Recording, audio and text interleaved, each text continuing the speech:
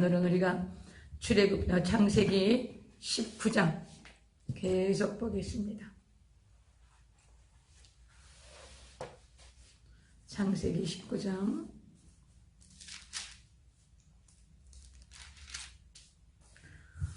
이제 창세기 19장은 어떤 분이 어르신이죠. 어르신인데 이제 귀가 잘 안 들리셨대요. 그러니까 복음 전하기가 굉장히 힘든 거예요. 그래가지고 그 경상도 아주 그 산골에 사시는 완고하신 어르신인데 이제 귀가 어두우셔서 못 들으시니까 이제 성경책을 보여드려야 되는 거, 성경을 읽으시라고. 그러면 성경을 읽으면 은혜를 받으실까 싶어서 그러셨대요. 근데 이제 성경을 읽다가 오늘 본문을 읽은 거예요. 그 창세기 4장에 가인과 아벨이 그 살인사건이 일어나는 장면도 있고, 또 하나님을 대적하고 노아의 홍수가 일어나고, 이런 것도 그 뭐 완고하신 어르신들이 보기에는 그렇게 좋은 하나님이 아니야, 하나님이. 그런데 이제 이분이 이 19장을 보고 그 다음부터 이런 하나님을 믿는 이제 이런 것들은 내 집에 들어오지도 말라, 이렇게 해서 거절하셨다는 얘기를 하세요.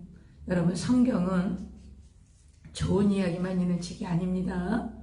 예수님을 안 믿고 또 성경을 모르는 사람들은 아이고 뭐 성경 읽으면 좋지, 성경에 좋은 말씀이 다 있으니까, 좋은 말씀만 있으니까. 그렇지 않아요. 여러분, 앞으로 성경을 보세요. 지금까지도 그래요. 지금까지 우리가 창세기 이제 19장 하는데도 얼마나 많은 일들이 일어납니까? 얼마나 악한 일들이 많이 일어납니까? 성경은 좋은 말씀이 있는 책이 아니라 하나님이 어떤 하나님이고 그 하나님께로부터 지음받은 인간은 어떤 존재인가, 그리고 하나님은 인간을 향해서 어떤 계획을 가지고 어떻게 이루어 가시는가, 그 하나님의 구속의 역사들을 기록해 놓은 책이에요. 그래서 인간의 밑바닥을 다 보여줍니다. 하나님이 택하신 사람들이 막 그렇게 덕스럽고 인격적이고 그렇지 않습니다. 그래서 그런 것들을 여러분이 보시면서 정말 인간이 그 밑바닥까지 그 모든 치부를 드러내는 그런 책이 성경이에요. 그 인간을 향해서 하나님은 끝없는 사랑을 베푸시는 것이죠. 그래서 그 사랑을 받아들이고 그 사랑에 순종하고 따라오는 자는 구원을 받지만 끝까지 그것을 거절하는 자는 하나님은 억압하거나 강요하지 않으신다는 거예요. 그래서 우리는 예종론에 조금 문제가 있지요. 이제 칼빈 그 장로교 통합집이나 이런 이제 이 칼빈의 그 예종론을 이제 믿지 않습니까? 하나님이 믿을 사람 다 정해놨다는 거예요, 미리. 그러니까 그 사람들은 뭐 아무리 가서 방탕하게 살고 그래도 결국 예수님을 믿게 돼 있다. 근데 나중에 그거는 우리가 세월이 많이 지난 다음에 그렇게 얘기할 수 있어요. 그러나 지금 예수님을 믿기로 결단하는 것은 내 의지가 필요합니다. 그리고 세월이 오래 지난 다음에 정말 신앙생활이 30년, 40년, 50년 이렇게 지내고 주님 앞에 갈 나이쯤 돼서 하나님이 날 예정하셔서 부르셨구나, 그때 깨닫게 되는 게 정말 예정론이죠. 이미 다 정해져 있으니까 막 젊은 사람들이 나는 이렇게 살아도 하나님이 나를 예정하셨기 때문에 나를 믿게 하실 거야. 여러분, 저는 그건 아니라고 봅니다. 아니, 그런 사람들 많습니다. 그 예정론에 속으면 안 됩니다.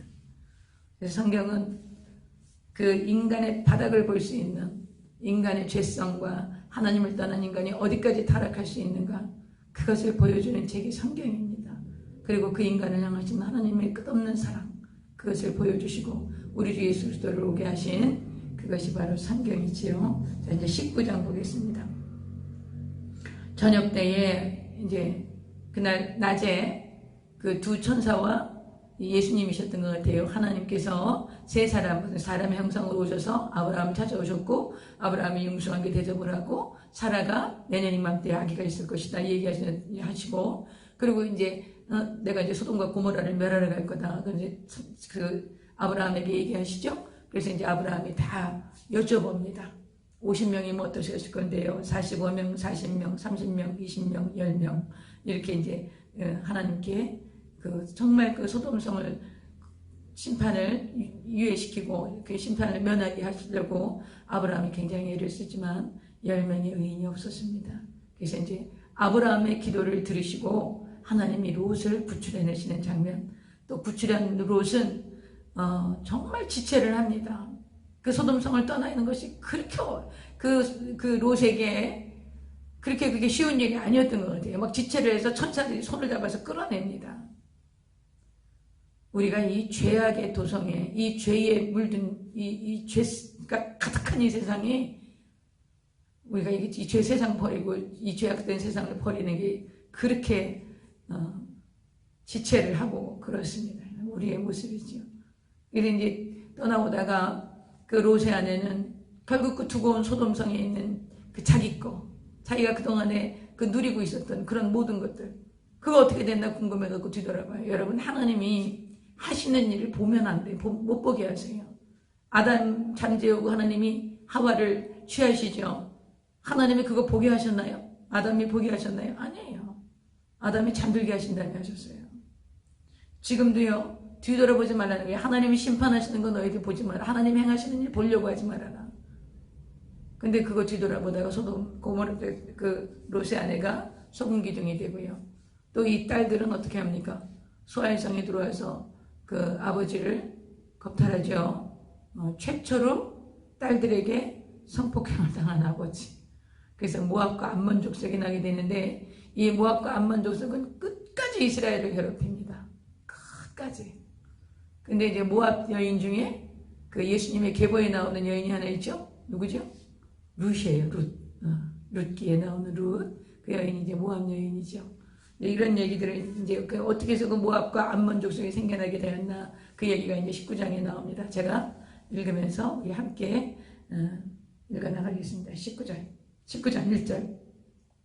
저녁 때 그 두 천사가 소돔에 이르니, 소돔에 도착했어요. 마침 롯이 소돔 성문에 앉아있다가 그들을 보고 일어나 영접하고 땅에 엎드려 절하되, 여러분 여기 소돔 성문에 앉아있다라는 것을 여러분 좀 주목하셔야 돼요. 이 성문에 앉아있다라는 것은 재판관, 장로 이런 사람들인 거예요. 그러니까 롯은 얼마 되지 않았죠. 소돔성에 간 지 얼마 안 됐지만 그나마 그 소돔성에 있는 사람들보다는 그래도 의롭고 어떤 기준이 있었던 사람이에요. 그래서 이 성문에 앉아서 재판관 노릇을 하고 있었던 거예요. 여러분, 판관, 그것이 사사입니다. 사사기, 우리 뒤에 이제 사사기 배울 거죠. 그 사사가 무슨 뜻이냐? 재판관이라는 뜻이에요. 판관, 청천 들어보셨죠? 그런 판관이라는 뜻이에요. 근데 이제 성문에 앉았다는 건 뭘 얘기하냐? 그 소돔과 고모로성에서, 소돔성에서 그런 그 역할을 하고 있었다라는 거예요. 그런 판관, 재판관의 역할을 하고 있었던 거예요. 동네, 외지에서 들어왔지만 그나마 그래도 롯이 의로웠던 사람이었던 거죠. 그걸 얘기합니다. 이 성문에 있었다라는 것은 뭐 그 사람이 올 줄 알고 기다리고 있었다는 게 아니라, 성문에 있었다라는 것은 그런 뜻이에요. 그래서 이제 성문에 앉아있다가 그들을 보고 일어나 영접하고 땅에 엎드려 절하되, 이르되 내 주여 돌이켜 종의 집으로 들어와 발을 씻고 주무시고 일찍 일어나 갈 길을 가소서. 그들이 이르되 아니라 우리가 거리에서 밤을 새우리라. 이분들은 지금 왜 오셨어요? 소돔성이 도대체 얼마나 타락했길래 이 부르짖음이 내게 들리는가. 그렇게 해서 이제 알아보러 오신 거잖아요. 그러니까 우리가 이제 길에서 한번 이렇게 보겠다, 이제 이렇게 얘기를 하시는 거예요. 그렇지만 이제 롯이 계속 간청하죠. 롯이 간청하며 그제서야 돌이켜 그 집으로 들어오는지라. 롯이 그들을 위하여 식탁을 베풀고 무교병을 구우니 그들이 먹으니라. 그들이 눕기 전에 그 성사람, 이제 저녁 때가 해저물 때 오셨으니까 주무실 때가 된 것 같아요. 그들이 눕기 전에 그 성사람 곧 소돔 백성들이 노소를 먹느라고 젊은이 아이 할 것 없이 다 와서 원근에서 다 모여 그 롯의 집을 에워싸고 롯을 부르는 거야. 그에게 이르되 오늘 밤에 내게 온 사람들이 어디 있느냐, 이끌어내라. 우리가 그들을 삼가하리라. 이러면서 그냥 그 동네에 그 소돔성에 있는 남녀노소 그 남자들, 젊은이 늙은이 할 것 없이 와서 집을 에워싸고 그 사람들 내놓으라 그러는 거예요.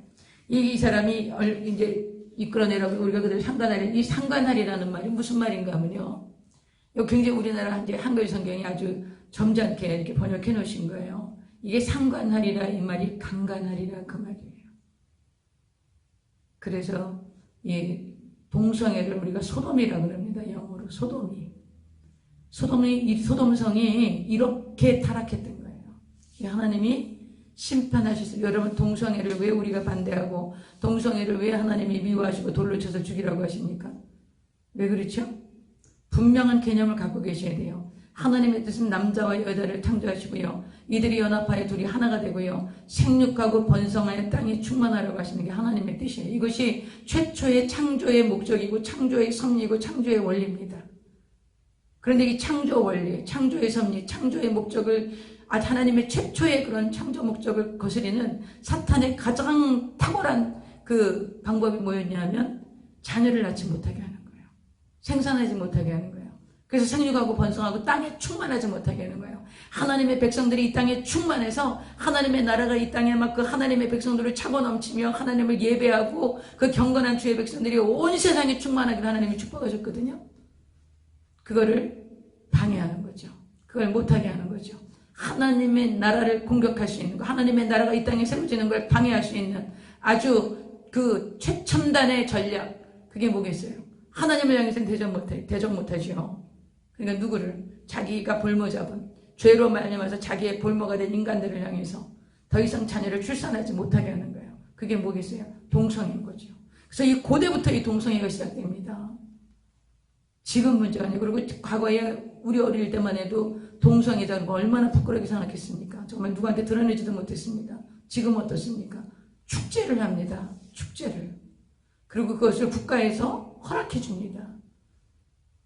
이제 올해 안에 이 동성애도 합법화될 것 같은 그런 분위기죠. 지금 의석수가 워낙 다수기 때문에 아마 이 여권이 하고 싶은 대로 아마 거진다 모든 법들이 통과될 것입니다. 동성애법도 통과될 것이고 차별금지법도 통과될 것이고, 그래서 이제는 우리가 신앙생활하면서 알곡과 가라지를 걸러내는 인본주의와 정말 신본주의, 하나님 중심, 하나님 말씀 중심으로 살아가는 이제 그런 일들이 완전히 이렇게 갈라질 것 같아요. 여러분 이제 말씀을 붙들고 하나님 말씀이 견고하게 서서 이제 저 천성을 향하여 우리가 이 믿음의 여정을 가야 합니다. 이제 이게 지금 지금 동성애를 하겠다는 거예요, 이 사람들이요. 자, 이제 계속 보겠습니다. 그 다음에 이제 롯이 6절요. 롯이 문 밖에 무리에게로 나가서 뒤로 문을 닫고 이르되 청하더니 내 형제들아 이런 악을 행하지 말라. 내게 남자를 가까이 하지 아니한 두 딸이 있노라. 청하건대 내가 그들을 너희에게로 이끌어내리니 너희 눈에 좋을 대로 그들에게 행하고 이 사람들은 내 집에 들어왔은즉 이 사람들에게는 아무 일도 저지르지 말라. 하여튼 이 롯이 행한 것도 대단하죠. 자기 딸들을 내어줘서 그 사람들을 그 일을 해결해야 할 만큼 그 정도로 심각한 사태인 것입니다. 9절요. 그들이 이르되 너는 물러나라. 또 이르되 이자가 들어와서 거류하면서, 그 외부에서 들어왔죠. 롯은 들어와서 거류하면서 우리의 법관이 되려 하는도다. 성문에서 지금 이 롯이 여러 가지 그 재판을 해주고 분별을 해주고 그런 역할을 하고 있었어요. 그 성문에 있었다는 것은 바로 그런 의미를 얘기하는 것입니다. 그러니까 이제 법관이 되려 하는도다. 이제 우리가 그들보다 너를 더 헤아리라고 롯을 밀치며 가까이 가서 문을 부수려고 하는 거예요. 근데 이제 거기 천사들이 안에 있지요. 천사들이 그 사람들 눈을 어둡게 해요. 10절. 그 사람들이 손을 내밀어 롯을 집으로 끌어들이고 문을 닫고, 그 사람들이 누구예요? 손님 오신 천사들이죠. 사람의 모습으로 오신 천사들. 그 사람들이 손을 내밀어 롯을 집으로 끌어들이고 문을 닫고 문 밖의 무리를 대소를 막론하고 그 눈을 어둡게 하니 그들이 문을 찾느라고 헤매었더라. 이렇게 해서 위기를 이제 넘어가게 됩니다. 12절. 그 사람들이 롯에게 이르되 이외에 내게 속한 자가 또 있느냐? 롯 말고 롯의 아내가 옆에 있었겠죠. 그리고 너 아들이나 딸이나 누가 더 있느냐 이제 물어보는 거예요. 그랬더니 이제 이 롯이 대답합니다. 계속 묻지요. 내 사위나 자녀나 성중에 내게 속한 자들을 다 성 밖으로 이끌어내라. 그들에 대한 부르짖음이 여호와 앞에 크므로 야훼께서 이곳을 멸하시려고 우리를 보내셨나니 우리가 멸하리라. 하나님께서 소돔성을 심판하려고 보냈기 때문에 이거 심판할 거니까 롯, 너는 너의 가족, 친척 다 빨리 이 성에서 떠나라고 얘기하시는 거죠. 하나님께서 항상 가족 구원을 하십니다. 제가 또 말씀드려요. 가족을 구원하세요. 그래서 여러분이 집안에 누구 한 사람만 예수님을 잘 믿어도 그 사람을 통해서 복음이 들어가고 가족이 구원을 받습니다. 빌립보 감옥의 간수에게 바울이 그렇게 말씀하시오. 주 예수를 믿으라. 그리하면 너 안에 집에 구원을 얻을 것이다. 여러분, 예수님께서 노아의 때에도 한 가족을 구원하셨어요. 지금 롯에게도 내게 속한 가족들 다 성 밖으로 나가라. 그리고 여리고성을 무너뜨릴 때도 라합에게 그 친족들을 다 라합이 불러 모읍니다. 여러분, 가족을 위한 구원 기도를 놓치시면 안 됩니다. 가족들을 위해서 기도하신 것 하나님 반드시 응답하십니다. 이제 그렇게 말씀하셨어요. 14절이요. 롯이 나가서 그 딸들과 결혼할 사위들에게, 아직 결혼은 안 한 것 같아요. 결혼할 사위들에게 말하여 이르기를 야훼께서 이 성을 멸하실 터이니 너는 일어나 이곳에서 떠나라되 그의 사위들은 농담으로 여겼더라. 여러분, 하나님의 말씀을 귓등으로 듣고 농담으로 여기는 사람들이 많아요. 또 뭐라는 줄 아세요? 자기 나름대로 해석해요. 아유, 뭐 성경은 그렇지만 어떻게 우리가 성경대로 살 수 있습니까? 성경대로 못 살고 하나님 우리가 할 수 없는 말씀을 왜 성경에 기록해 놓으셨겠어요? 왜 못 살아요? 안 살려고 하니까. 성경대로 왜 못 삽니까? 성경대로 안 살려고 하니까 못 사는 거예요. 성경대로 살려고 작정하면 살게 하십니다.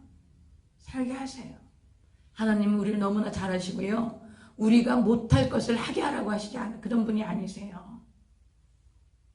이제 사위들은 농담으로 여긴 거예요. 지금 어떻습니까? 예수님 다시 오신다. 다시 오시고, 이제 예수님이 오시면, 이제 이 땅이 그 7인이 부어질 것이다. 7인이 부어지고, 계시록을 얘기하는 겁니다. 여러분, 이제 계시록까지 우리 하게 되면 제가 하는 이런 말씀들이 다 이제 이렇게 맥이 딱 열립니다. 7인이 부어지고 7나팔이 불어질 거예요. 그래서 정말 이 땅에 예수님이 오실 징조가 일어납니다. 마태복음 24장에 예수님께서 첫째의 기근과 지진이 일어날 것이고, 그리고 이제 수많은 징조들이 일어날 것이고, 이제 이것이 재난의 시작이다 이렇게 얘기하세요. 그 막 우리가 기근이 일어나고 지진이 일어나고 그러니까 막 우리가 두려워하죠. 야, 정말 예수님 오실 건가 봐. 맞아요. 그런데 이것이 재난의 시작이야. 재난의 시작이라는 말이 무슨 말인가 하면 birth pain이야. birth pain. 해산의 고통이 시작됐다는 거예요. 여러분, 우리 다 아기 낳았잖아요. 근데 아기 놓을 때 처음에 해산의 고통이 올 때 뭐 어떤 분은 48시간 텀으로 오는 사람도 있을 때요. 보통 24시간 텀으로 오죠. 그것이 점점 출산 시간이 되면 그 고통이 심해집니다. 예수님은 그 얘기 하신 거예요. 재난의 시작이다. 이 말씀 무슨 말씀? 해산의 고통이 시작됐다. 그럼 해산은 뭐라는 거예요? 예수님이 오시는 그 시간이라는 거죠. 그럼 예수님이 오실 때쯤 되면 이 재난들이 굉장히 많아지는 거지. 그러나 지금 아직 그런 정도는 아니죠. 지금 막 그 7인이 부어지고 계시록에 나오는 그런 상황은 아직 아니에요. 그러니까 예수님이 곧 오실 것 같진 않아요. 그런 막 그 재난들이 막 일어나고 그것들이 점점 더 많아지고, 지금도 굉장히 많아졌습니다. 옛날에 비해서 지진 숫자도 많아지고, 오늘도 뭐 저쪽 해남 쪽에도 지진이 일어났다고 그러고, 우리나라가 지진이 일어나는 나라가 아니지 않습니까? 근데 우리나라까지도 지진이 오는 걸 보면 점점점 횟수가 많아지고 크기가 커집니다. 재난의 크기가. 근데 이런 것들이, 그리고 예수님이 오실 때가 되면 아주 극심한 재난과 기근과 지진과 전쟁이 있겠지요. 그러니까 아직 그 정도가 아니기 때문에 저는 예수님이 오시기까지는 좀 더 시간이 걸릴 것이다. 그런 일들이 있기까지. 성경을 보면 그렇습니다. 그래서 막 언제 오실 것이다. 예수님이 뭐 금방 오실 것이다. 글쎄요. 금방 곧이 뭐 100년 뒤, 200년 뒤가 될 수도 있습니다. 그러므로 여러분, 우리가 예수님이 언제 오시는가를 우리가 알려고 하지 말고, 언제 오시더라도 우리가 또 갑니다. 때가 되면. 그럼 우리가 천성을 향한 신앙생활을 하시고 하나님 말씀을 기준으로 따라 살아가는, 타협하시면 안 돼. 타협하시면 안 돼. 타협하지 마라. 안 하려고 작정하면 안 하게 됩니다. 여러분, 우리가 다 하나님이 성령님께서 도와주실 줄로 우리가 기대하고 말씀을 따라 가십시다. 귀등으로 들어서 이 사위들이요.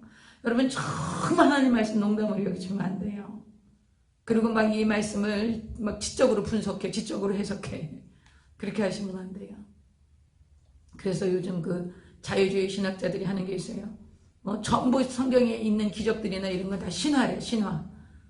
신화기 때문에 예수님이 말씀하신 거룩한 말씀, 윤리적으로 소독적으로 살려고 하는 말씀, 이런 말씀은 우리가 듣고 배워야 되지만 이런 신화들을 믿어서는 안 된다. 이건 신화다 이렇게 얘기해요.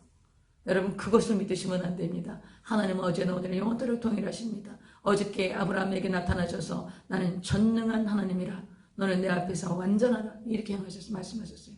전능하신 하나님 무엇을 능치 못하심이 있겠습니까? 그러므로 하나님의 말씀을 기뚱으로 여기고 농담으로 여기는 것은 돌이킬 수 없는 그런 결과가 되는 것입니다. 농담으로 여기세요. 15절. 동틀 때에 천사가 롯을 대적해서 이제 밤새도록 이렇게 된 거예요. 밤새도록 그냥 동이 틀 때가 됐어요. 동이 틀 때 천사가 롯을 재촉하는 거예요. 재촉해서 일어나 여기 있는 내 아내 두 딸을 이끌어내라. 이상의 죄악 중에 함께 멸망할까 하노라. 그런데 롯이 어떡합니까? 지체하는 거예요. 독촉을 하는데 천사들은 마음이 막 급한 거야. 곧 하나님께서 이 성을 진멸하실 것인데 빨리 데리고 나가라. 근데 롯은 아이고 그래도 뭐 이것 좀 챙길 게 있지 않을까? 아이고 그래도 혹시 하나님께서 마음을 바꾸시지 않으실까? 이게 정말 일어날까? 아이고 안 일어나면 좋겠는데 막 그랬던 것 같아요. 여기서 살던 삶이 괜찮았어요. 소돔에 살던 삶이요. 그런데 그것을 버리고 하나님 말씀을 따라서 나가기가 너무 지체됐던 거예요. 너무 여러 가지로 어려웠던 거예요. 여러분, 우리가 세상 줄을 끊는다는 게 쉬운 게 아닙니다. 이 세상 자랑, 육신의 정욕, 안목의 정욕을 끊고 정말 하나님이 기뻐하시는 삶을 산다는 게 결코 쉬운 일이 아니에요. 그러나 그럼에도 불구하고 성령께서 우리를 도와주십니다. 어떻게 하면? 우리가 결단하면 하나님이 도와주세요. 근데 결단을 못해. 왜 결단을 못해요? 하나님이 도와주실 줄 확신이 안 서는 거야. 확신이 안 서니까 결단을 못하는 거예요. 롯이 지체했어요. 볼 때 참 안타깝지요. 우린 지금 이루어진 걸 다 봤으니까 소돔성이 불과 유황으로 진멸되고 심판받는 걸 우린 봤기 때문에 이게 안타까운 거지요. 보세요. 16절. 그러나 롯이 지체하며 그 사람들이 롯의 손과 그 아내의 손과 두 딸의 손을 잡아 인도하여 성 밖에 두니 야훼께서 그에게 자비를 더하시니었다. 얼마나 하나님이 급하셨으면 막 손을 잡아서 그래서 그냥 성 밖에다 갖다 둔 거예요. 여러분, 하나님이 이렇게 자기 백성들을 돌보시는 거예요. 여러분, 성경 곳곳에 하나님이 자신의 백성들을 돌보시는 이런 장면들을 보시면서 이분이 나를 구원하신 우리 주 예수 그리스도의 하나님, 그분이 나를 창조하신 그 창조주 하나님, 이분이 하늘에 계신 우리 아버지, 우리의 기도를 들으시는 그 하나님 아버지시구나. 여러분, 그러면서 감격하시기를 바랍니다. 하나님 자비를 다하셨어요. 지체하는 롯에게. 못 떠나는 거야. 그놈의 미련 때문에, 세상에 대한 미련 때문에. 17절. 그 사람들이 그들을 밖으로 이끌어낸 후에 이르되 도망하여 생명을 보존하라. 돌아보거나 들에 머물지 말고 산으로 도망하여 멸망함을 면하라. 돌아보지 말라는 거예요. 하나님이 행하시는 일들 여러분 눈으로 보려고 하지 마세요. 하나님께서 보지 못하게 하세요. 모세에게도 모세를 하나님이 바위 틈에 숨겨놓고 그 위로 지나가세요. 아담이 잠들여놓고 하와를 만드세요. 지금 또 하나님께서 하나님 행하시는 일 보지 못하게 하세요. 그래서 이제 들에 머물지 말고 산으로 도망하여 멸망을 면하라. 18절. 롯이 그들에게 이르되 내 주여 그리 마옵소서. 주의 종이 주께 은혜를 입었고 주께서 큰 인자를 내게 베푸사 내 생명을 구원하시오나 내가 도망하여 산에까지 갈 수 없나이다. 두렵건대 재앙을 만나 죽을까 하나이다. 보소서 저 성읍은 도망하기에 가깝고 작기도 하오니 나를 그곳으로 도망하게 하소서. 이는 작은 성읍이 아니니까 내 생명이 보존되리이다. 그러니까 천사들이 그에게 말하되 이르되 내가 이 일에도 내 소원을 들었은즉 내가 말하는 그 성읍을 멸하지 아니하리니 그리로 속히 도망하라. 내가 거기 이르기까지는 내가 아무 일도 행할 수 없노라. 롯을 완전히 탈출시켜야지만 하나님이 일을 하실 수가 있는 거예요. 하나님을 신뢰하십시오. 반드시 하나님이 이 마지막에 이 세상을 심판하십니다. 심판이 없다면 우리가 살아가는 것이 얼마나 어렵고 고달프겠어요. 심판하시는 그날에 하나님이 하나님의 백성들을 이렇게 끝까지 책임지시다는 것을 롯을 통해서 보여주시는 거예요. 더더욱이 롯은 아브라함을 통해서 이렇게 구원을 받지만 우리는 누구 때문에 구원받았습니까? 하나님의 아들 나사렛 예수 그리스도, 그 아들을 십자가에 몸을 찢고 피를 흘려 죽으셔서 그 피로 우리를 값주고 사신 거예요. 하나님은 어떻게 우리를 포기하실 수가 있겠어요? 하나님 우리를 포기하지 않으세요. 하나님 끝까지 우리를 지키시고 끝까지 정말 우리가 영원한 새하늘과 새 땅에 들어가기까지 하나님 우리를 그 날개 아래 감추시고 우리를 보호하시고 인도하십니다. 그러므로 여러분 주님 안에서 안전하게 주의 날개 아래서 주의 그늘 아래서 주님이 나의 방패요 나의 피난처요 나의 요새가 되시고 나의 피할 바위가 되시고 나의 피할 거처가 되시는 것을 알아서 여러분 환난과 역경 가운데 지금 많은 분들이 고난 가운데 계세요. 그래도 여러분 하나님께서 이렇게 자기 백성을 책임지시는 그 전능하신 하나님이신 거 의지하시고 믿음의 담대한 길을 끝까지 승리하시기를 바랍니다. 자, 그래서 이제 22절 그리로 속히 도망하라. 내가 거기 롯이 거기 이르기까지는 내가 아무 일도 행할 수 없노라 하였더라. 그러므로 그 성읍 이름을 소알이라 불렀더라. 롯이 소알에 이르기까지 들어갈 때 이제 해가 돋은 거예요. 새벽부터 이제 이제 그날 밤에 정말 아주 대단한 그런 일들을 겪는 밤이었겠죠. 24절 야훼께서 이제 다 들어가서 소알성에 들어갔어요. 들어갔더니 그때 하나님께서 이제 소돔성에 불과 유황을 내리는 거죠. 14절 야훼께서 하늘 곧 여호와께로부터 유황과 불을 소돔과 고모라에 비같이 내리사 그 성들과 오온들과 성에 거주하는 모든 백성과 땅에 난 것을 다 엎어 멀으시더라. 그것을 주위에서 그런 일이 일어나는 걸 보고 롯의 아내는 아이고 내가 두고 온 내 재산들 내가 살던 그 집 이거 어떻게 되는 거야? 아니 이럴 수가 이러면서 뒤를 돌아다보는 거예요. 하나님의 말씀을 귓등으로 여기는 거예요. 뒤돌아보지 말아세요. 오직 천성을 향하여서 정말 그 하늘 가는 길은 역경이 많아 철로역청. 그러나 그럼에도 불구하고 천성을 향하여서 나아가는 사람은 뒤돌아보지 않습니다. 뒤돌아보시면 안 됩니다. 제가 이런 얘기를 우리 젊은 지체들은 이게 얼마나 힘들까 제가 그런 생각을 합니다. 우리는 이제 얼마든지 세상 돌아봐야 정말 아무 희망도 없고 이 세상이 이제 저물어져 간다는 것을 우리가 알기 때문에 우리가 이런 말을 할 수 있지만 한참 꿈과 희망을 가지고 정말 이 세상을 빛나게 살아보리라고 하는 우리 지체들에게 이런 말씀들이 얼마나 부담이 될까 제가 그런 생각도 합니다. 그러나 그럼에도 불구하고 우리 젊은 자녀들, 우리 젊은 지체들은 하나님의 영광과 하나님의 목적을 따라서 하나님의 창조 목적을 따라서 사명을 따라 사시기 바랍니다. 그러시면 여러분의 인생에 풍성한 열매가 있고 면류관이 있고 무엇보다도 하나님이 도와주십니다. 하나님이 도와주세요.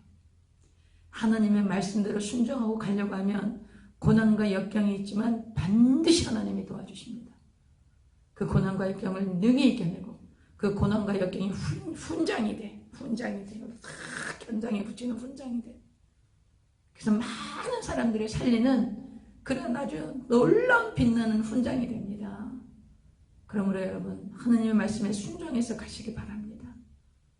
힘들고 어려워도 정말 그 복종하는 동안 막 그 말씀에 순종하면서 때로는 막 정말 떼굴떼굴 굴면서 막 통곡하고 절규하고 그런 과정도 있을 거예요.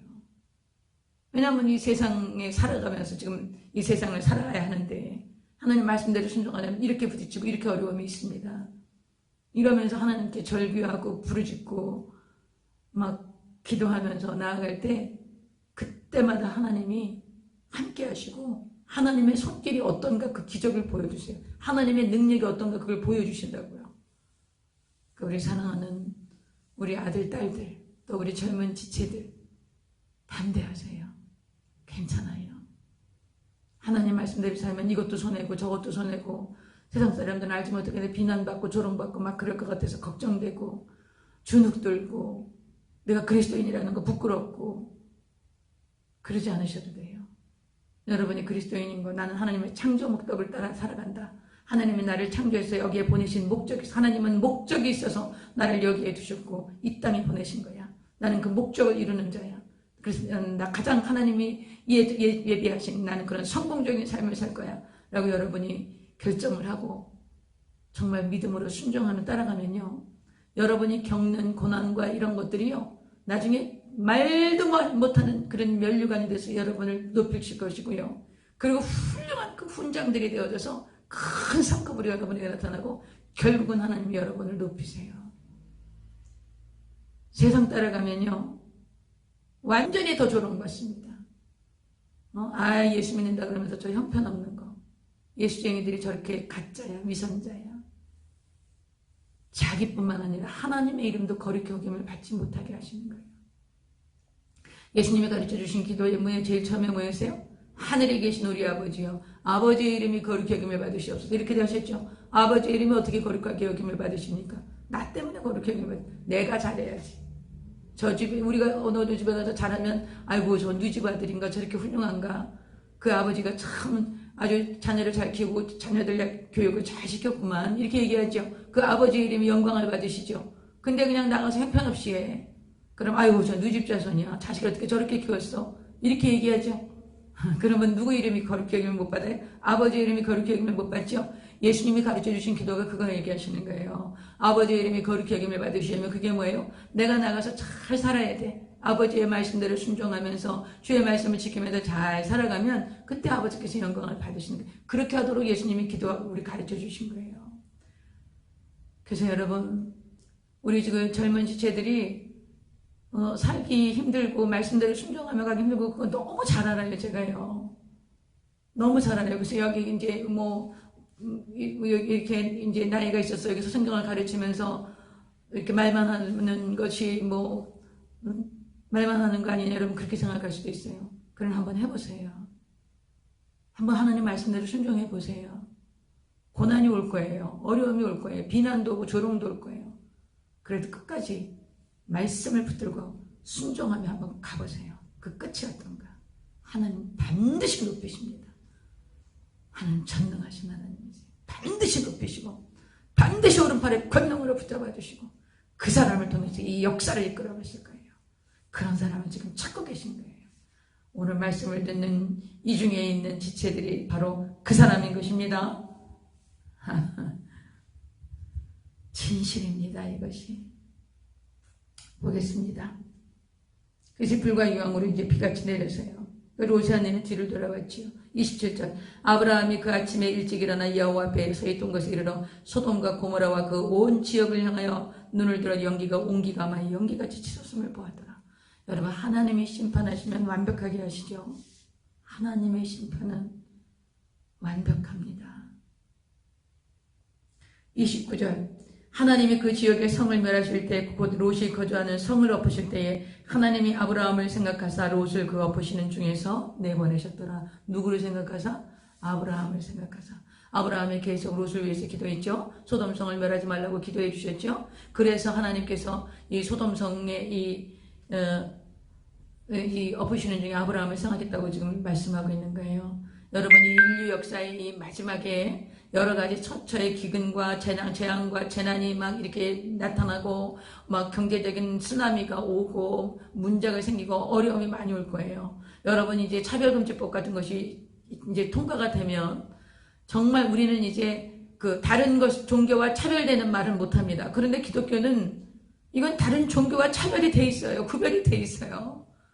예수를 믿는다는 건 종교가 아닙니다. 이것은 수많은 종교 중에 하나가 아닌 것이에요. 이것은 생명을 택하는 것입니다. 내 인생이 어디에서 와서 이 삶이 어디로 가는지 진리를 알고 그 진리 가운데 내가 생명을 찾는 것이고 생명을 회복한 것인데 이것이 어떻게 다른 종교와 똑같습니까?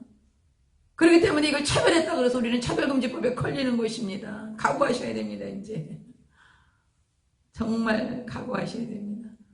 근데 이제 이런 거를 기독교계 내에서 또 목사님들이 아유 이거는 국가에서 이렇게 하는 거니까 순종해야 됩니다. 이런 분도 계실 거예요. 지금도 있지요. 동성애 합법하자고 하는 목사님들. 여러분 국가의 법을 우리가 함 지켜야 돼요. 그러나 그것보다 상위법은 누구의 법이에요? 하나님의 법입니다. 국가가 하나님의 법을 무시하고 국가의 법을 따르라고 할 때는 우리는 무엇을 따릅니까? 하나님의 법을 따릅니다. 그래서 순교하는 겁니다. 우리가 이제 차근차근 마음의 준비를 하시고 성경으로 각오가 되셔서 주의 말씀을 따라가리라. 하나님은 전능하신 하나님이시고 우리를 보호하시고 우리를 돌보시고 그의 날개 아래 품으시고 눈동자와 같이 지키실 것이라는 것을 믿음으로 바라보고 고난이 온다 할지라도 어떤 비난과 핍박이 온다 할지라도 주의 말씀이 내 길에 비치어 내 발이 등연히 나는 이 말씀을 따라 행하리이다. 우리 인생이 70여 강건하면 80이라도 수고할 슬플 뿐인데 저 천성을 향해 가는 그 믿음으로 우리가 내가 나아가리라. 왜 천국 바라보고 가는 거예요. 할렐루야. 여러분 이 땅에 무슨 우리가 이렇게 소망이 있습니까? 우리 젊은 지체들 하나님이 주신 하나님의 창조 목적을 따라서 사명을 따라 서셔서 이 땅에서 하나님이 쓰시는, 하나님이 찾으시는 그런 사람이 되셔갖고 정말 하나님 앞에 존귀하게 쓰임받으면서 마지막 이때에 나라와 민족을 살리고 교회를 부흥케 하고 하나님의 나라를 이 땅에 전하는 그런 거룩한 그리스도의 제자들을 세워주시기를 바랍니다. 자, 아브라함을 생각하셨기 때문에 보내셨다는 거, 우리가 구원받는 건 누구 때문이에요? 예수 그리스도를 생각하시기 때문에, 예수의 보배로운 피가 우리에 덮어져 있기 때문에 하나님께서 우리를 구원하시는 것입니다. 우리가 아무 의의가 없어요. 오직 누구의 의로? 예수 그리스도 보배로운 피의 공로로 구원받은 그 하나님의 의를 덧입고 우리가 저 천상에 들어가는 것입니다. 자다 일어나서도 감사할 일이요, 세상에 어떤 풍파와 풍랑과 역경을 겪는다 하더라도 우리가 하나님의 백성 된 거 무조건 감사해야 합니다. 그 감사만으로도 우리가 일생을 기쁘게 살아갈 수 있습니다. 할렐루야. 자, 30절부터는 이제 또 하나의 비극이 시작되죠. 자, 보겠습니다. 롯이 소알에 거주하기를 두려워하여 두 딸과 함께 소알에서 나와 산에 올라가 거주하였다. 그 두 딸과 함께 굴에 거주하였더니 이제 산에 올라가서 뭐 살 곳이 마땅치 않죠. 그러니까 31절, 큰딸이 작은딸에게 이르되 우리 아버지는 늙으셨고 온 세상의 도리를 따라 우리의 배필될 사람이 이 땅에는 없으니 우리가 우리 아버지에게 술을 마시게 하고 동침하여 우리 아버지라 말미암아 후손을 이어가자. 그리고 그 밤에 그들이 아버지에게 술을 마시게 하고 큰딸이 들어가서 그 아버지와 동침하니라. 그러나 그 아버지는 그 딸이 눕고 일어나는 것을 깨닫지 못하였더라. 이런 악한 상황이 벌어집니다. 그 다음 이 34절, 이튿날 큰딸이 작은딸에게 이르되 어젯밤에는 내가 우리 아버지와 동침하였으니 오늘 밤에도 우리가 아버지에게 술을 마시게 하고 내가 들어가 동침하고 우리가 아버지로 말미암아 후손을 이어가자 하고, 그 밤에도 그들이 아버지에게 술을 마시게 하고 작은딸이 일어나 아버지와 동침하니라. 그러나 아버지는 그 딸이 눕고 일어나는 것을 깨닫지 못하였더라.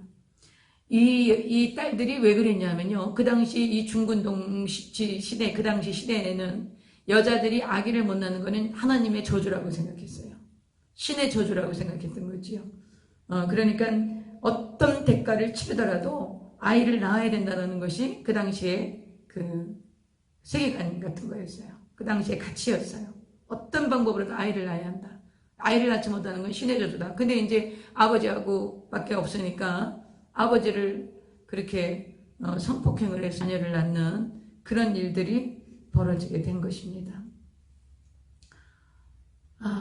그 다음에 이제 36절, 롯의 두 딸이 아버지로 말미암아 임신하고 큰 딸은 아들을 낳아 이름을 모압이라 하였고 오늘날 모압의 조상이요, 작은 딸도 아들을 낳아 이름을 베나미라 하였으니 오늘날 암몬 자손의 조상이었더라. 그래서 여러분 이제 모압과 암몬 자손이 출애굽집에 보면 계속 나옵니다.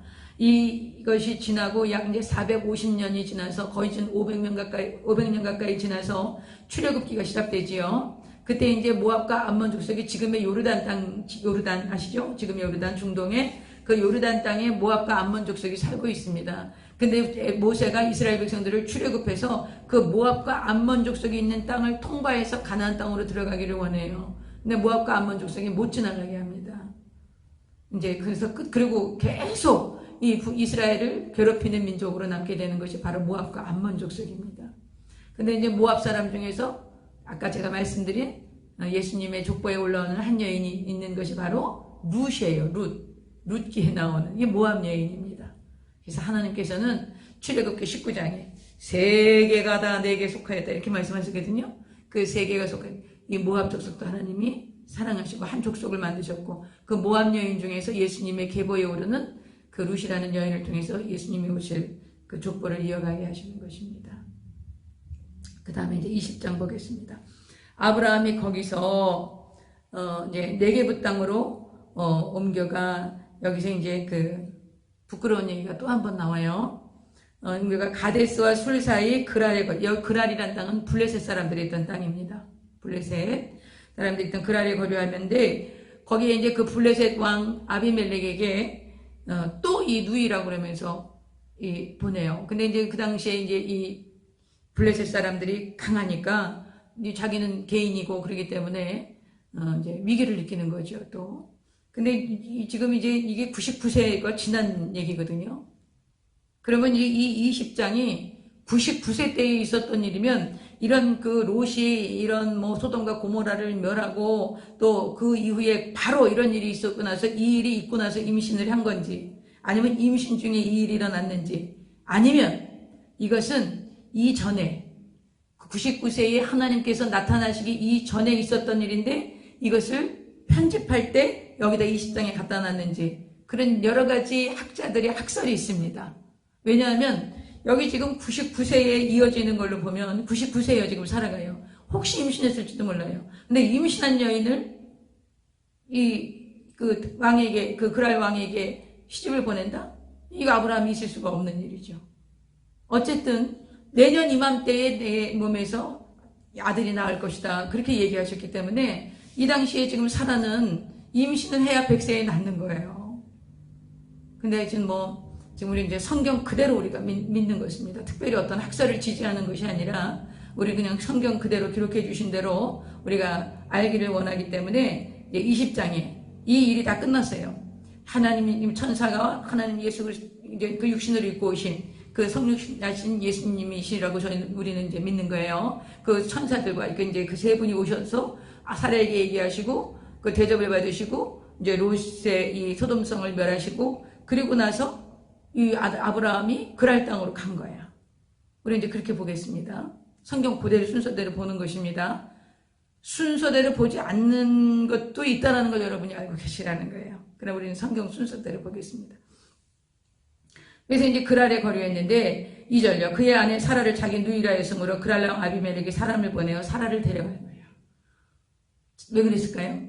여기 그랄 땅에 왔는데 자기를 죽일까봐 이제 아브라함이 그렇게 한 거예요. 아브라함이 참 연약함이 많은 분이죠. 그래도 하나님께서 그의 믿음을 의로 여기셔서 믿음의 조상으로 세우신 분입니다. 이분이 막 완벽하고 하나님 앞에 막 믿음을 지키고 어떤 데서도 막 담대하고 막 강건하고 우리가 도저히 따라갈 수 없는 너무나 훌륭하신 분이었다면 아마 우리가 좀 얼마나 기가 죽었겠어요.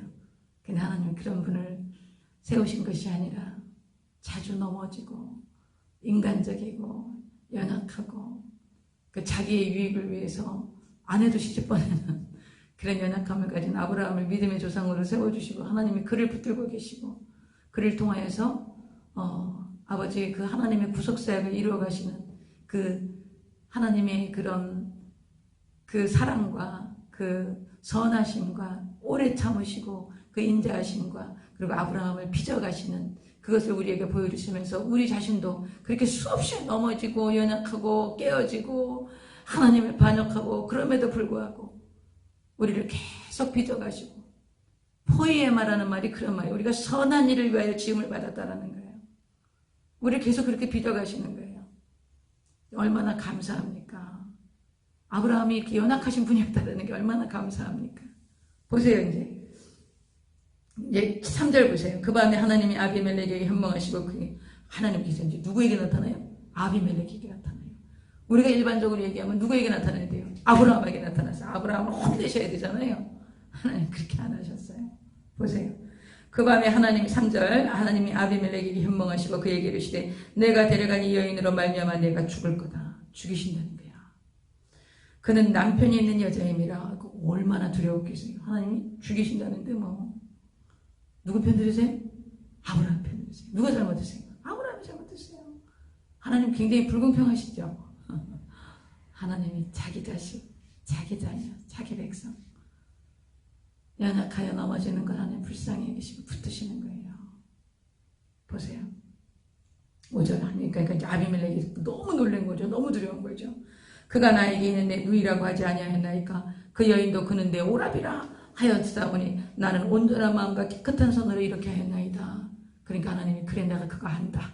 네가 온전한 마음과 깨끗한 손으로 남의 부인을 탈취한 것이 아니라 누이 동생이라 그러니까 그런 거 알기 때문에 내가 너에게 나타나서 회개할 기회를 주는 거다 이 얘기하셔요. 보세요.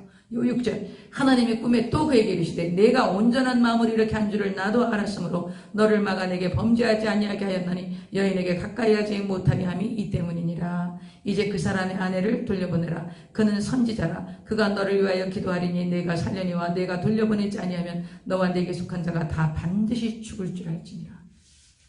하나님께서 이렇게 엄격하게 아비멜렉을 죽이시겠다는 거야. 돌려보내지 않으면. 그렇게 나타나셨으니까 이 아비멜렉이 얼마나 두려웠겠어요.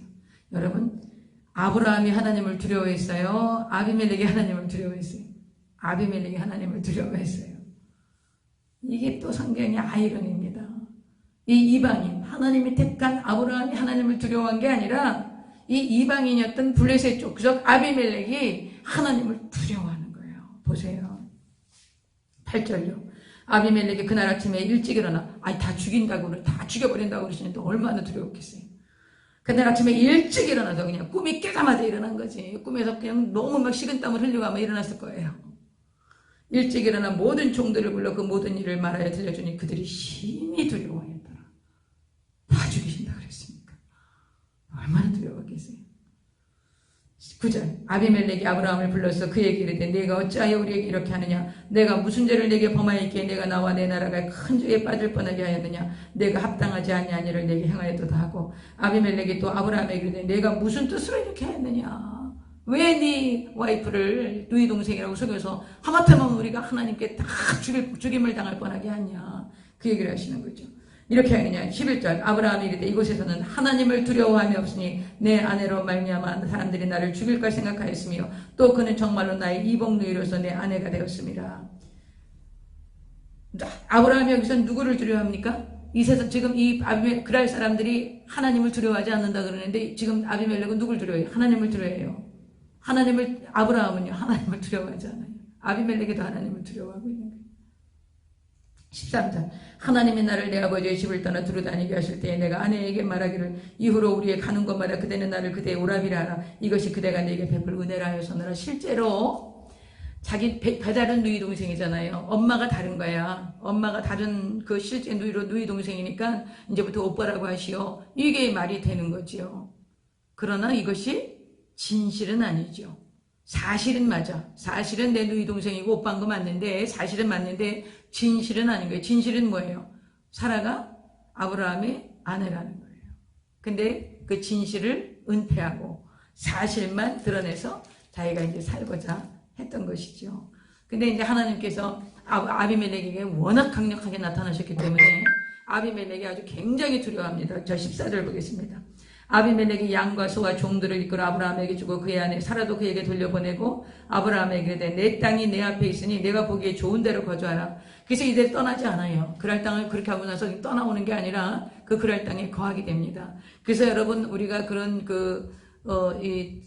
이 당시에 그 생활상을 보면 아브라함은 반유목민이었어요. 그 유목민들은 계속해서 이동을 하죠. 계속 이제 양나 이런 가축을 모아서 계속 이동을 합니다. 풀이 있는 곳으로. 그런데 이제 이 아브라함은 어느 정도는 이동을 했어요. 이동을 하다가 어느 한 곳에 정착해서 이제 몇 개월씩 정착해서 살았던 것 같습니다. 그래서 이제 여기 그랄 땅에 이 소동을 치렀지만 그랄 땅에 거하게 됩니다. 그랄 땅에서 이제 정착해서 당분간 얼마간 사는 것 같습니다. 15절요. 아브라함에게 이르되 내 땅이 내 앞에 있으니 내가 보기에 좋은 데로 거주하라고. 16절. 사라에게 이르되 내가 은 1000개를 내 오라비에게 주어서 그것으로 너와 함께한 여러 사람 앞에서 내 수치를 가리게 하였더니 내 일이 다 해결되었느니라. 자기 이 아비멜렉 왕의 아비멜렉에게 이제 갔다 왔으니까 언제 사람들에게 얼마나 수치를 당하게 됐습니까? 수치스러운 일이지요. 그러니까 이제 그 수치를 당하지 않도록 은 1000개를 주어서 사라의 수치를 가려주는 거예요. 이 아비멜렉이 그렇게 할 수 있었던 것은 하나님이 꿈에 나타나신 거예요. 뭐라고? 돌아버리지 않으면 다 죽여버린다는 거예요. 대단하시죠, 하나님께서. 여러분, 아브라함이 하나님의 뜻대로 행하지 못했어요. 그래도 하나님은 누구 편이세요? 자기 백성들. 그렇다고 우리가 막 맨날 그렇게 살아야 되느냐? 그렇지 않아요. 하나님은 지금 누굴 빚어가시는 거예요? 아브라함을 빚어가시는 거예요.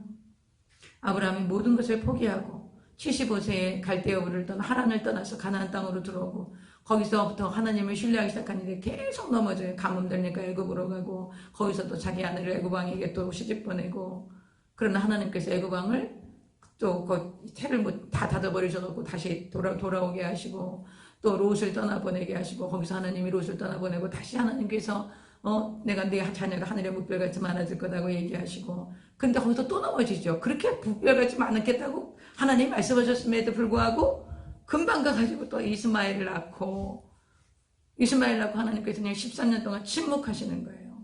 어이가 없으신 거지. 그렇게까지 했는데도 또 그렇게 여러분 그렇게 해서 99세에 나타나셔갖고 대뜸하시는 말씀이 뭐였어요? 나는 전능한 하나님이다. 내 앞에서 행하여 완전하라. 그러시면서 이제 할례를 행하게 하시고 이제 99세가 됐으니까 네 이제 아기를 낳을 것이다. 그런데도 불구하고 또 그랄에 와가지고 또 아내를 보내는 이런 이 아브라함의 삶. 그럼에도 불구하고 하나님의 사람, 하나님이 끝까지 붙들고 빚어가시는 거예요. 저와 여러분은요, 예수 그리스도의 보배로운 피로 값주고 사셨어요. 하나님 우리를 지금 빚어가고 계신 거예요. 어떻게 해요? 하나님의 형상, 예수 그리스도의 장성한 분량에 이르기까지, 예수님의 장성한 분량이 뭘까요? 하나님의 말씀에 순종해서 십자가를 주고 골고다에 달리시는 거예요. 그게 예수님의 장성한 분량이 하나님의 뜻을 완전히 다 이루어드리는 거예요. 그게 예수 그리스도의 장성한 분량이에요. 우리가 하나님이 나를 향하신 하나님의 창조 목적, 창조 섭리 그것을 다 이루어드리고 나를 부인하고 내 십자가를 주고 끝까지 주님을 따라가는 이 장성한 분량에 이르기까지 하나님은 나를 빚어가시고 있는 가정인 것이죠. 저 여러분을 빚어가고 계신 거예요. 그러므로 여러분 우리가 넘어지고 또 실수하고 막 이런 경우가 많을 거야. 그래도 여러분 뒤로 물러서서 아이고 이제 난 정말 안 되겠다 못하겠다 그런 말 절대 하지 마세요. 하나님이 저 여러분을 지금 하나님의 사람으로 빚어가서 우리가 평생 그렇게 주님의 빚으심을 당할 거예요. 우리가 언제 완전해집니까? 이 육신을 벗는 날. 이 육신을 벗고 우리가 저 천상에 들어가는 그날 우리가 영화로운 몸으로 변화돼요. 그동안에는 우리가 아브라함처럼 계속 하나님의 빚으심을 받을 것입니다. 이제 보세요. 또 보세요. 이 은천계를 줘서 사라의 수치를 가려주셨습니다. 17절 아브라함이 하나님께 기도하며 하나님이 아비멜렉과 그의 아내와 여종을 치료하사 출산을 못하도록 태를 다 닫아버리신 것 같아요. 하나님께서 야훼께서 이왕이 아브라함의 아내 사라의 일로 아비멜렉의 집에 모든 태를 닫으셨음이더라. 그러니까 누가 기도했어요? 아브라함이 잘못했는데 하나님이 아브라함을 선지자로 세우셨기 때문에 아브라함이 기도하였으니까 하나님이 그 아브라함의 기도를 들으시고 그 아비멜렉의 그 가정에 집에 모든 태를 닫으셨던 것을 이제 그 잉태하는 그런 복을 다시 허락하게 되신 것이죠. 자 이제 또 이 선지자라는 말은요. 나비라는 거, 나비. 그 히브리어 나비라는 말인데 이것은 하나님께 부르심을 받은 자다. 그래서 하나님께 부르심을 받아 하나님의 말씀을 맡은 자다. 이런 뜻이에요. 그래서 하나님이 말씀을 선지자에게 주시면 선지자가 그 말씀을 우리에게 전하는 거예요. 우리의 모든 기도 제목과 말씀들을 이 선지자에게 아뢰면 선지자가 하나님께 아뢰는 거죠. 그래서 여러분 예언자라는 것은 우리가 앞날을 예언하는 것이 아니라 이 예자라는 것은 맡을 예자야. 우리가 예금 이렇게 하죠? 돈을 맡기는 게 예금이죠? 그래서 예자라는 것은 맡을 예자야. 이건 무슨 말이냐? 하나님의 말씀을 맡은 자라는 거예요. 하나님의 말씀을 맡은 자가 예언자예요. 하나님의 말씀을 하는 사람이 예언자인 거예요. 그러니까 여러분 하나님 내가 지금 이런 사업에 이런 문제가 있고 또 어떤 일이 벌어지고 있는데 앞으로 어떻게 될 겁니까? 이래가면 누가 기도하는데 예언 기도해 준다 그러고 막 쫓아가고 그러세요. 그거 되겠어요? 안 되겠어요? 안 됩니다. 여러분 알고 가지 마세요. 그냥 하나님이 지시한 땅으로 우리가 가는 거예요. 어떻게 해요? 그냥 믿음으로 가는 거예요. 하나님이 날 책임지실 것이라는 것을 믿고 가는 거예요. 제발 그 앞길 좀 알려고 하지 마세요. 장래를 알게 하시는 거 오직 성령님만이 알게 하세요. 어디 이상한 기도하는 사람이 있다 그러고 여러분 점집에 가서 점쟁이들이 자기 집에 찾아오는 30%가 예수 믿는 사람들이래요. 절대로 장래를 미리 알아서 어쩌시겠다는 겁니까? 왜 좋으면 그대로 가고 안 좋으면 어떻게 액땜이라도 하고 그렇게 하시겠습니까? 여러분 예수를 믿는 사람, 그거는 예수님 믿는 게 아니야. 그런 사람은 예수 믿는 사람이 아니야. 그런 사람은 예수님 믿고 거듭난 사람이 아니야. 그렇게 사는 사람이 지금 혹시 여러분 주변 여기 들어온 사람 난 한 번도 없을 거라고 믿고요. 그런 사람이 한 사람이라도 옆에 있거나 주변에 있다면 그 사람은 예수님 믿는 사람 아닙니다. 예수님 믿고 거듭난 사람 아닙니다. 그런 사람은 거듭난 사람 아니에요. 예수님의 생명이 안에 있는 사람이 아니에요. 그냥 육신적으로 종교로 복채 갖다 놓고 복 빌다가 아이고 안 되게 복이 안 오네. 어디가 복 주는 데 없나? 그래서 점쟁이 찾아가서 앞길을 나눠서 거기에 가서 액땜해서 복채 주고 뭐 이거 좀 가로막고 이런 식으로 지금 종교 생활하는 사람이지. 정말 예수님이 나의 죄 때문에 십자가에 죽으시고 부활하셔서 나를 값주고서 나를 새 생명으로 나를 부르셔서 하나님의 자녀가 되게 하셔서 나는 다시 태어나 하나님의 자녀고 나는 하나님께서 내 인생을 책임지신다는 것을 믿는 그런 거듭난 하나님의 자녀가 아닌 거예요. 그런 분들 계시면 여러분 기도해 주시고 이 진리를 가르쳐 주세요. 복음을 온전한 복음을 들어야 돼요. 복음을 못 들은 거예요, 그분들은. 자, 그 다음에 이제 조금 더 하셔도 되지요? 오늘 쉬셨죠? 좀 더 하시겠습니다. 아브라함의 태를 다 다루셔서 그 아브라함이 기도하니까 이 아비멜렉의 태가 다 열린 거예요. 아브라함이 기도하니까. 저와 여러분도 마찬가지예요. 예수 그리스도의 보혈표를 값주고 하나님 우리를 사셨잖아요. 우리가 실수하고 넘어져도요. 우리가 하나님 안에 예수 그리스도 안에 예수께서 내 안에 계신 걸 믿고 회개하고 돌이키면요. 우리에게 이렇게 하나님의 자녀의 권세가 있어요. 권세가 있어요. 그래서 정말 하나님을 사랑하고 예수 그리스도를 믿고 거듭나고 정말 주님의 뜻대로 순종하며 가려고 하는 그런 그 구별된 주의 백성들, 그런 구별된 하나님의 사람들, 이 사람들한테 함부로 하면 안 되겠더라고. 그렇게 하지 마세요. 정말 그렇게 하지 마세요. 왜냐하면 하나님이 그 사람들 편이에요. 그렇게 하시면 어려움이 오는 걸 제가 많이 보게 됩니다. 그럼 이제 하나님 그 사람들 편이면 이제 그들은 어떻게 해야 되냐? 저와 여러분 어떻게 하면 돼요? 우리가 하나님 편이어야지. 그죠? 우리가 하나님 편이어야죠. 하나님 내 편이니까 나는 마음대로 해. 내 마음대로 해. 그러면 안 됩니다. 우리가 하나님 편이어야 됩니다. 하나님이 기뻐하시는 일, 하나님이 원하시는 일, 하나님이 하라고 하신 일, 순종하고 충성하고 그래야 합니다. 우리가 하나님 편이 돼야 돼요. 그래서 우리가 이런 하나님의 법이 아닌 것도 우리가 막 반대하고, 그 왜 그래요? 하나님 편이니까. 세상 편 안 했고 하나님 편이기 때문에 막 반대하고 우리가 나서는 거죠.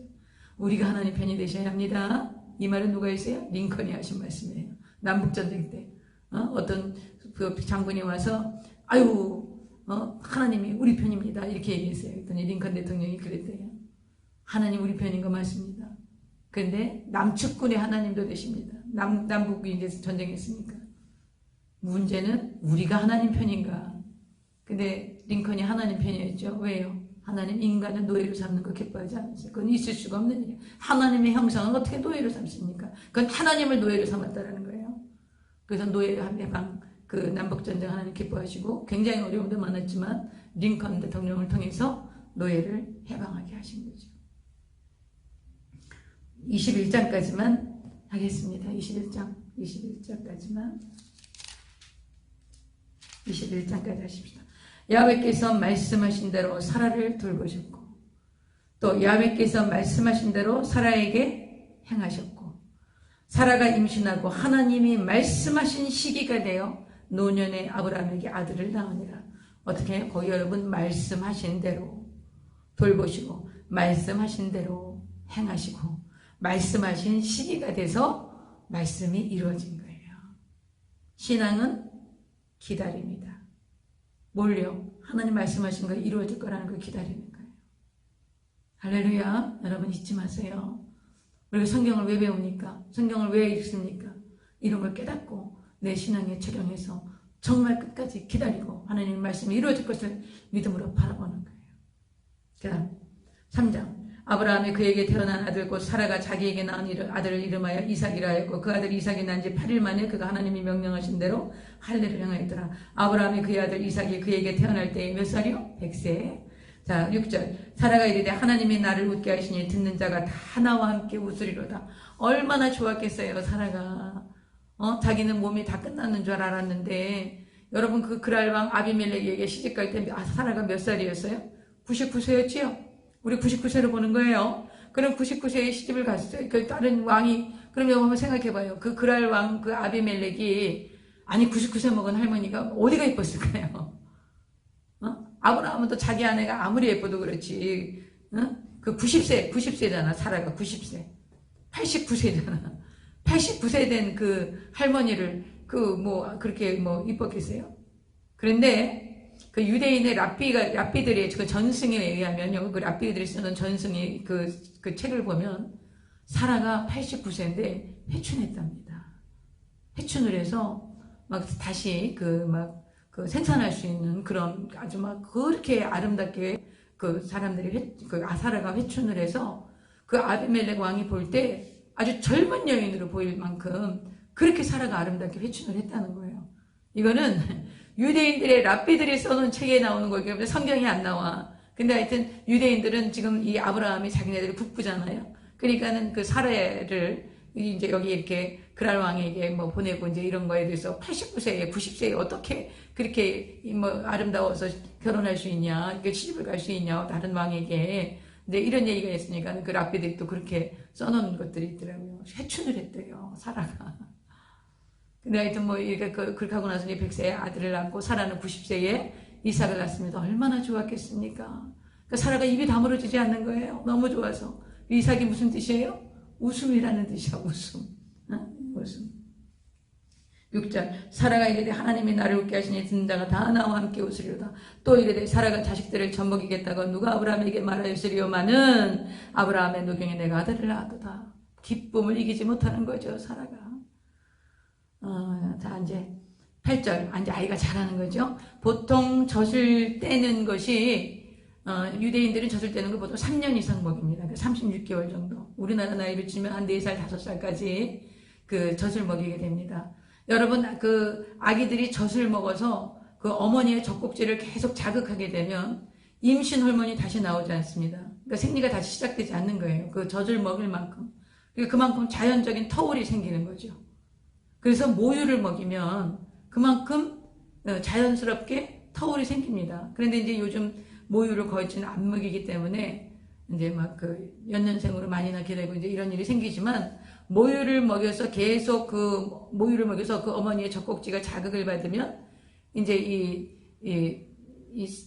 호르몬이 이제 그렇게 오랫동안 출산할 수 있는 호르몬이 나오지 않기 때문에 자동적으로 터울이 조정이 되고, 근데 이제 유대인들 같은 경우는 약 36개월 정도 먹입니다. 그래서 나중에 사무엘도 젖된 후에 이 사무엘이 엘리의 성전에 이제 보내는데 그때 한 4-5살 때 이렇게 사무엘이 엘리 성전에 오게 되는 얘기가 나옵니다. 그래서 여기서 이제 젖되는 것은 한 3년 정도 이렇게 젖을 먹이고 큰 잔치를 베푸는 거예요. 우리는 100일 한다, 돌한다 그러죠? 아기들이 그때 그렇게 많이 죽었대요. 그래서 우리는 100일 잔치를 하고 돌잔치를 하고 그러는데 이제 유대인들은 이제 3년 젖이 뗀 후에 아주 큰 잔치를 배설한 것 같습니다. 8절 이 아이가 자라매 젖을 떼고 이삭이 젖을 떼는 날에 아브라함이 큰 잔치를 베풀었더라.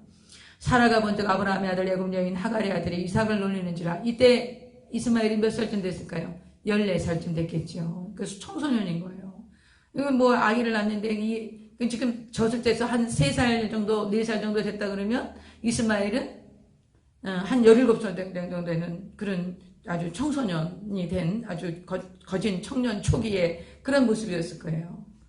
어린 애기고 또 모든 관심이 자기 동생 이삭에게만 몰리고 그러니까 그 나이 또래에 반발심이 없었겠어요. 그러니까 와서 아기를 좀 이렇게 짓궂게 이렇게 좀 만지고 하여튼 그럴 수도 있었겠지요. 충분히 그럴 수 있지요. 그러니까 이제 9절 봅니다. 사라가 먼저 아브라함의 아들 애굽 여인 하갈의 아들이 이삭을 놀리는지라. 그가 아브라함에게 이르되 또 남편에게 얘기하는 거예요. 뭐라고 하냐? 이 여종과 그 아들을 내쫓으라. 이 종의 아들은 내 아들 이삭과 함께 기업을 얻지 못하리라. 이제 사라는 자기 이 아내가 이 기업을 얻지 못하는 자기가 기업에 얻어갈 거니까 이건 이제 안 된다 이 말이지. 쫓아내라 이거지. 근데 아브라함 입장은 어떻을까요? 여러분, 이스마엘도 내 자식입니다. 더더욱 이제 17년 이상 키운 아들이에요. 장성했어요. 그 아들을 보내야 하는 이 아브라함의 마음은 어땠겠어요? 그러니까 제일 처음에 하나님께서 아브라함에게 사라의 몸을 통해서 약속의 후손이 날 거다 얘기했음에도 불구하고 사라가 아이고 나는 지금 내 몸이 경수가 끝나고 몸이 이제 출산하지 못하니까 내 종을 통해서 하십시오. 내 아이를 낳으십시오. 이랬을 때 이걸 거절했어야 됐어요. 근데 아내의 말을 들어요. 하나님의 말을 들은 게 아니라 사라의 말을 듣고 사라의 말에 순종하죠. 그리고서는 이스마엘을 낳고 이 가족적인 비극이 시작되는 것입니다. 계속 그 비극이 시작되는 지금까지 4,000년이 지난 지금까지 이스마엘 자손이 지금 이삭의 자손을 괴롭히는 거죠. 어떻게 괴롭힙니까? 이란, 사우디 이 사람들이 다 지금 이스마엘 자손입니다. 이 사람들이 지금 어떻게 하고 있어요? 사우디아라비아는 지금 이스라엘하고 잘 지내고 있지만 이란은 지금 어떻게 하고 있어요? 북한하고 짜가지고 지금 이스라엘을 지중해로 밀어버리겠다는 거잖아요. 하나님의 말씀대로 우리가 순종하면 좋겠는데 이런 결과가 지금도 있는 것입니다. 지금까지 있는 것입니다. 그러니까 이제 11절 아브라함이 그의 아들로 말미암아 그 일이 매우 근심이 된 거예요. 얼마나 마음이 아팠겠어요. 내 보내자니 이것도 내 자식인데 그렇다고 그냥 두자니 뭐 사라가 그렇게 이삭을 괴롭힌다고 그러는데 그냥 둘 수도 없는 거예요. 그래서 너무 아브라함이 마음이 힘들고 근심을 하게 되죠. 근데 이제 하나님이 아브라함에게 나타나시죠. 12절 하나님이 아브라함에게 이르시되 내 아이나 내 여종으로 말미암아 근심하지 말고 사라가 내게 이른 말을 다 들으라.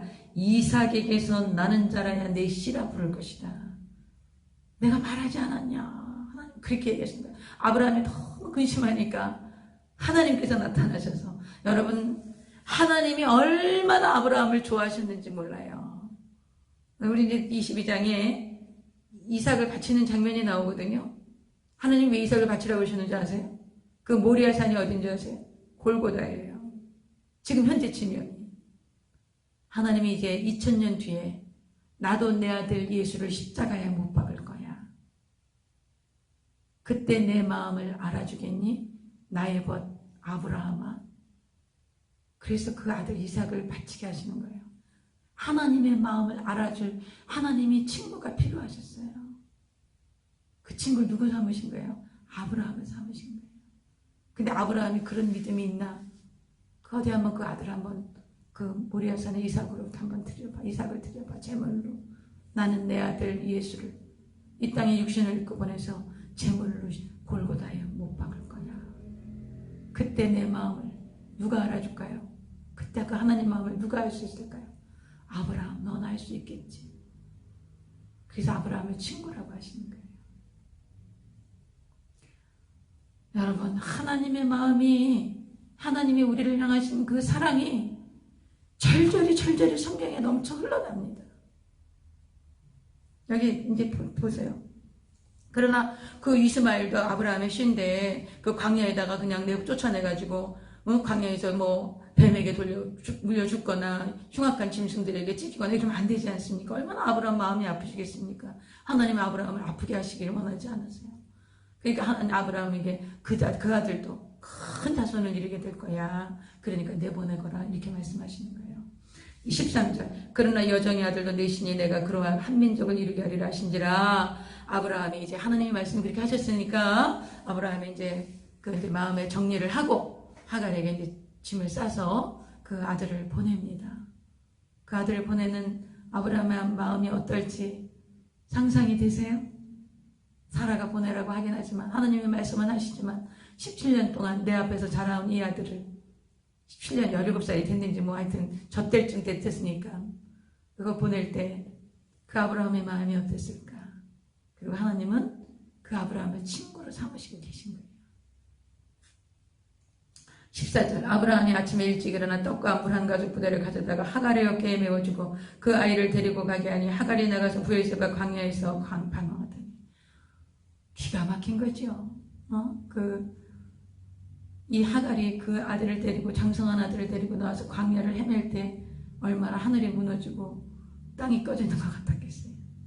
15절 가죽 부대에 물이 떨어진지라 그 자식을 관목 덤불 아래에 두고 이르되 아이가 죽는 것을 참아보지 못하겠다 하고 화살 한바탕 거리 떨어져 마주 앉아 바라보며 소리내어 오니 자기 자식이 물이 없고 광야에서 이제 목말라 죽게 된 거예요. 그 어미가 얼마나 기가 막혔겠어요. 화살 한바탕이면 얼마 됩니까? 한 100m? 100m 떨어가 한 5, 60m 됐겠죠. 그쯤 떨어앉아서 마주보고 대성통곡을 하는 거죠. 얼마나 기가 막히겠어요. 소리내어 오니 17절 하나님 보셨어요? 안 보셨어요? 하나님 보셨죠. 아이고 하나님 애국 사람이니까 안 보셨다. 하나님 이삭만 택하셨기 때문에 이삭. 그러지 않으세요. 하나님이 왜 이삭을 택하시고 예수님이 오실 계보를 택하셨고 이스라엘을 택하셨지만 하나님은 온 세계가 다 내게 속하였다고 말씀하세요. 하나님 그거 보셨어요. 보세요. 17절 하나님이 그 어린아이의 소리를 들으셨으므로 하나님의 사자가 하늘에서부터 하갈을 불러 이르시되 하갈아 무슨 일이냐 두려워하지 말라. 하나님이 저기 있는 아이의 소리를 들으셨나니 일어나 아이를 일으켜 내 손으로 붙들라. 그가 큰 민족을 이루게 하리라 하시니라. 고마우신 하나님, 살아계신 하나님, 모든 인류의 하나님, 아픔과 슬픔과 고통과 눈물을 보시는 하나님, 이방인의 하나님, 이스라엘의 하나님, 이방인의 하나님, 그리고 나의 하나님, 그 하나님이 우리 하나님. 할렐루야. 보세요. 또 하나님이 하갈의 눈을 밝히셨으므로 샘물을 보고 가서 가죽불에 물을 저어다가 그 아이에게 마시게 한 거예요. 목말라 죽어가는 그 아들을 향해서 대성통곡하는 거 하나님이 보시고 이제 하나님이 샘물을 보게 하셔서 그 물을 떠다 마시게 하는 그런 하나님의 은혜가 또 이렇게 흘러넘칩니다. 20절 하나님이 그 아이와 함께 계심에 그가 장성하여 광야에서 거주하며 활 쏘는 자가 되었더니 그가 바란 광야에 거주할 때에 그의 어머니가 그를 위하여 애굽 땅에서 아내를 얻어 주었더라. 그래서 애굽의 아내, 애굽 여인, 어머니가 애굽 사람이죠. 그러니까 이제 애굽 여인을 얻어서 그 이제 아내를 주어서 이스마엘이 한 민족을 이루게 되고 지금 이제 2000년이 지나고 또 예수님 오신 후 2000년이 지난 이 4000년이 지난 이 시대에 여전히 이스마엘의 후손들은 중동에서 아주 큰 그 민족을 이루고 살아가고 있습니다. 그러나 여러분 중동에 있는 아람 민족을 해서 다 이스마엘의 자손이 아니라 그랬죠. 모압과 암몬 족속 저 위쪽에 아람 자손인 시리아 자손들 이런 사람들은 우리가 다 중동이라 그러지만 이 사람들은 아랍 족속이라 그러지만 이 이스마엘의 후손들이 아닙니다. 그리고 여러분 팔레스타인 그러는데 팔레스타인은 이 이스마엘의 자손이 아니에요. 우리가 팔레스타인은 누구? 함의 자손들이었죠. 함의 자손. 노아의 둘째 아들이었던 함의 자손이 이 블레셋 팔레스타인 사람들은. 팔레스타인은 그러니까 여러분 팔레스타인을 아랍 사람이라고 치면 안 돼요. 아랍 사람은 누굴만 아랍의 사람이에요? 이스마엘의 후손을 우리가 아랍 사람이라 그러는 거예요. 이스마엘의 후손을. 아시겠죠? 그 얘기도 제가 이제 조금 나중에 또 자세하게 얘기해 드릴게요. 근데 여기 이제 아비멜렉, 그랄 왕 아비멜렉이 장군을 보내요. 장군을 보내갖고 아브라함하고 함께 하는 걸, 하나님이 함께 하는 걸 봤지요. 아비멜렉이. 그랄 왕 아비멜렉이 사라를 취했다가 아주 혼쭐이 나지 않았습니까? 그러니까는 아비멜렉이 함께하는, 하나님의 아브라함과 함께하는 걸 알게 돼요. 알고 굉장히 아주 아브라함을 존중합니다. 그 존중하는 이야기가 나오고, 그리고 이제 우물을 서로 이제 평화 조약을 맺는 장면이 이제 22절부터 나옵니다. 요거는 우리가 내일 다시 하겠습니다. 오늘 시간이 좀 경과가 됐지만, 오늘 집에서 좀 쉬셨을 거라고 제가 생각을 하고, 더 바쁘셨어요? 그래도, 오늘은 조금 시간이 오버했지만, 한 20분 오버했지만, 그래도 여기까지만 하겠습니다. 22절은 내일 하겠습니다.